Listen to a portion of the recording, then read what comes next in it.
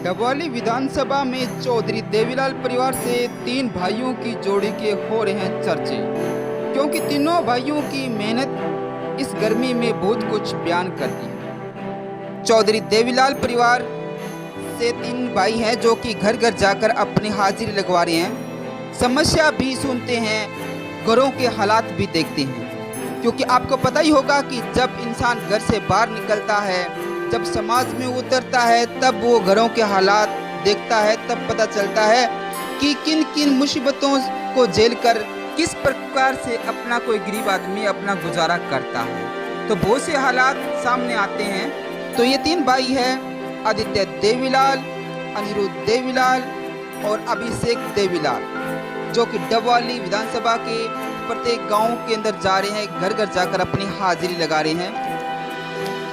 आज गांव सक्ताखेड़ा में अनिरुद्ध देवीलाल पहुंचे हैं। अनिरुद्ध देवीलाल से आज बातचीत करते हैं, रोजगार को लेकर और भी तमाम सवालों पर चर्चा करेंगे।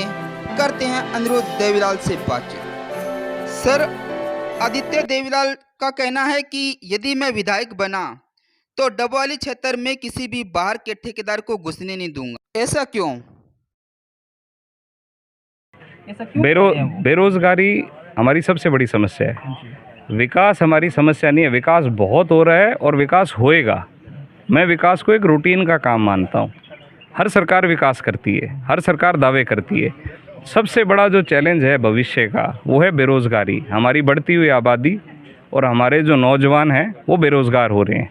उनकी बेरोज़गारी की वजह से ही हमारे नशा बढ़ रहा है, चिट्टा बढ़ रहा है, माँ बाप परेशान हैं, घर के अंदर कलह। ये सारी जो जड़ है वो बेरोज़गारी है। अब बेरोज़गारी के ऊपर क्या काम करना है? सबसे बड़ा है कि हमारे पास संसाधन कितने हैं, उनको हमें जोड़ना पड़ेगा कि हम कहाँ कहाँ रोज़गार उत्पन्न कर सकते हैं।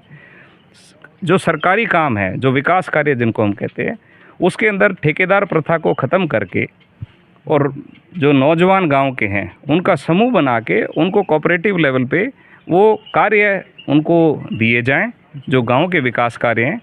एक तो उन परिवारों का गांव से जुड़ाव है, तो अपने गांव के लिए अच्छा काम करेंगे, उसके अंदर वो भ्रष्टाचार नहीं आने देंगे, क्वालिटी मेंटेन करेंगे। दूसरा, जो उस कार्य से जो बचत होगी, वो बचत उन परिवारों के घरों में जा सकेगी। वो मात्र मजदूरी ना लेके हिस्सेदारी लेंगे। तो हमें ये मजदूरी को ख़त्म करके हिस्सेदारी में परिवर्तन लेके आना है। एक मज़दूर को हिस्सेदार बनाना है, क्योंकि वो मज़दूर कोई भी पूरी उम्र मज़दूर नहीं बनना चाहता। उसका भी जीवन में सपना है, उसको भी मालिक बनना है, उसको भी तरक्की करनी है, उसका हक है। तो मज़दूर को हम हिस्सेदारी के अंदर लेके आएँ, ठेकेदारी को ख़त्म करके हिस्सेदारी को बढ़ाना है हमें। लास्ट में क्या कहना चाहेंगे सर? किस तरह से आप 3-4 गाँवों को पर डे कवर करते हैं? क्या कहना सर, कितना रिस्पांस मिल रहा है आपको डबवाली विधानसभा से? देखो, बहुत अच्छा रिस्पांस है और विधायक है वो बिल्कुल घरों में नहीं गए। चौधरी देवीलाल का मैं खुद पोता हूँ और मैं पर्चे खुद बांट रहा हूँ अपने हाथ से। ये शर्म की बात नहीं है, ये गर्व की बात है कि चौधरी देवीलाल ने जो संघर्ष किया, आज हम उसी संघर्ष पे हैं। थोड़ा सा अफसोस ये होता है कि आज भी संघर्ष करना पड़ रहा है। कहीं ना कहीं कोताही बरती गई, चाहे हम अपने आप से कह लें, हमारी राजनीतिक पीढ़ियों से कोताही हुई कि आज भी हम उसी गलियों में संघर्ष कर रहे हैं वोट के नाम पे। आदित्य भाई साहब का हमारा ये संघर्ष है कि अगले 5 साल में ये दावा करना है कि हमें इन गलियों में या घरों में वापस ऐसे संघर्ष ना करना पड़े। हम स्थिति को बदलें, हम सोच को बदलें। लड़ाई सोच की है। दिग्विजय चौटाला है, वो भी चुनाव लड़ रहे हैं। 4.5 साल बाद आ जाए हैं। 4.5 साल तक जो व्यक्ति हल्के में नहीं रहा, इस हल्के ने कितना प्यार दिया चौधरी देवीलाल परिवार को। अजय सिंह चौटाला को 2009 में विधायक बनाया, नैना सिंह चौटाला को 2014 में विधायक बनाया, 2 बार विधायक बनाया। उसके बावजूद नैना सिंह चौटाला डबवाली हल्का छोड़ के क्यों गई, आज तक जवाब नहीं दिया। मैं आपके माध्यम से ये जवाब जानना चाहता हूँ। और दिग्विजय जो इतनी बड़ी बड़ी बातें करता है, इस बात का जवाब दे दे कि नैना सिंह चौटाला ने डबवाली हल्का छोड़ के क्यों गया। इस हल्के ने इतना प्यार दिया, बुरे वक्त में इस हल्के ने साथ दिया, तो नैना सिंह चौटाला डबवाली छोड़ के बाडड़ा से क्यों गई? क्या मात्र एमएलए बनने? देवीलाल परिवार को क्या एमएलए बनने का शौक़ है? आज फिर वो दिग्विजय यहाँ किस लिए आया? एमएलए बनने। कब तक बनोगे? कब तक छलावा करोगे लोगों से? आपकी सोच कहाँ है? 4.5 साल इंडस्ट्री डिपार्टमेंट दुष्यंत चौटाला के पास था।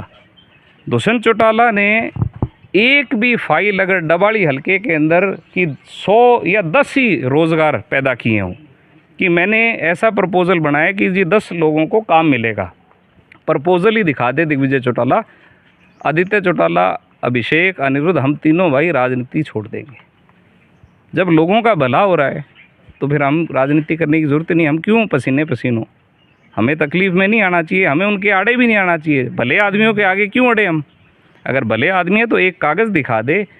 दिग्विजय कागज़ लेके घूम रहा है, मैंने ये किया वो किया, तो वो एक कागज़ दिखा दे जहाँ 100 लोग भी उसने प्रपोज़ल बनाया हो कि डबाड़ी हलके के इस काम से 100 लोग फिट हो जाएंगे।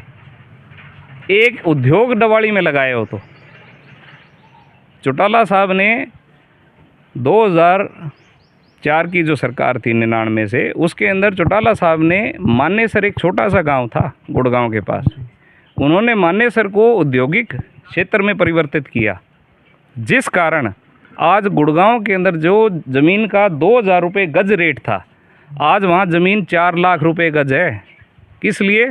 सिर्फ औद्योगिकरण से। चौटाला साहब ने औद्योगिकरण किया तो गुड़गांव के आज वारे न्यारे हो गए। आज उसको कहते हैं कि दुनिया की ज़बरदस्त शहर बन चुका है। कितने साल हुए? मात्र 20 साल। तो ये 4.5 साल में डबाड़ी या सिरसा को औद्योगिकरण क्यों नहीं किया दुष्यंत ने, जब महकमा इसके पास था? सिर्फ बड़ी बड़ी बात करनी है, लोगों को भ्रमित करना है, कितना और करोगे?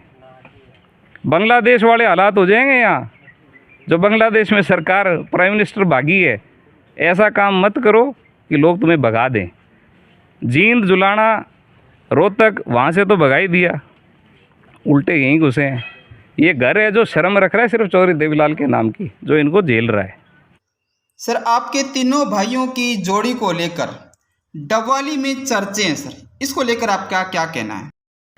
जोड़ी तो ये तो एक कह सकते हैं भी परमात्मा ने हमें चौधरी देवीलाल के परिवार में पैदा किया। हमारे कोई पिछले जन्म में अच्छे कर्म होंगे और हम मेहनत कर रहे हैं, और गांव-गांव में जो हमारे बुज़ुर्ग हैं, हमारे युवा साथी हैं, हमारे बच्चे हैं हमारे, उनसे हम मुलाकात कर रहे हैं, उनकी तकलीफ़ों को जान रहे हैं।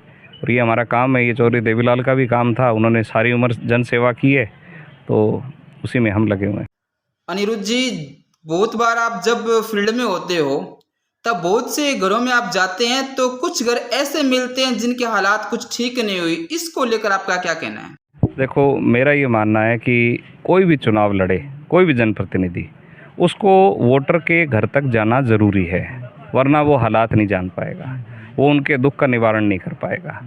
अगर हम किसी के जन जन के घरों में नहीं जाएंगे, जो कि होता आया है, भाई एमएलए का इलेक्शन है तो एक जनसभा मात्र में सीमित कर दिया जाता है उसको गांव के अंदर।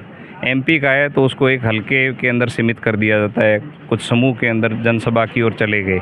उसके बाद में जनता को एमएलए नहीं मिलता, ना एमपी मिलता। मेरा मानना है हर एमएलए को जो वोट ले चुका है, जो वोट लेने जा रहा है, वो जनता के घर तक जाए और जनता भी इससे जागरूक हो। तो जो आपके घर तक आए आप उसको ही वोट दें। अगर आपके घर के अंदर एमएलए आया ही नहीं तो आपके हालात वो जानेगा कैसे? आप गांव के किसी कार्यकर्ता के या 2 वर्कर के कहने पे अगर वोट डालोगे तो वो आप अपना नुकसान कर रहे हो। आप खुद मिलें।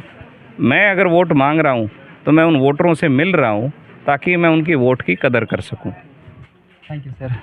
तो ये थे अनिरुद्ध देवीलाल थे, जिन्होंने बताया कि किस तरह से हमारा कैंपेन चल रहा है और प्रतिदिन 3-4 गांवों को जो कवर किया जा रहा है। अभी अनिरुद्ध देवीलाल गांव सक्ताखेड़ा में पहुंचे थे, जिसके दौरान काफ़ी लोगों से रूबरू हुए, बातचीत की, उनके दुख दर्दों को जाना। तो आपको ये वीडियो कैसी लगी? लाइक, कमेंट और शेयर जरूर कीजिएगा। धन्यवाद।